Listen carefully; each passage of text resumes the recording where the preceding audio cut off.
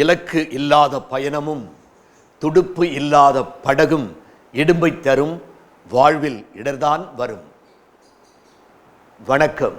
வழங்குபவர் அருட்தந்தை பால் ராஜ்குமார். இலட்சியம் வாழ்வின் ரகசியம். ஒரு பேராசிரியரிடத்தில் செய்தியாளர்கள் பேட்டி எடுத்தார்கள். ஒருவன் கேள்வி ஒன்றை கேட்டான். அறிவியலில் இப்போதைய முன்னேற்றம் என்ன என்பதுதான் அவனது கேள்வி. அதற்கு அந்த பேராசிரியர், நான் ஒரு நாள் பேருந்து நிலையத்திற்கு சென்றேன்.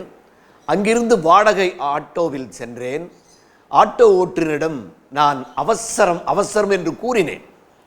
ஆட்டோ ஓட்டுநர் எவ்வளவு விரைவாக ஓட்ட முடியுமோ அவ்வளவு விரைவாக ஓட்டினார்.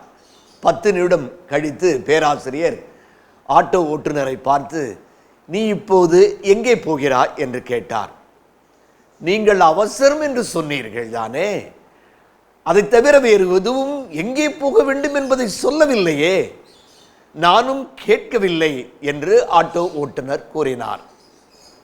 தனக்கு நேர்ந்த கதையை செய்தியாளர்களிடம் கூறினார் பேராசிரியர்.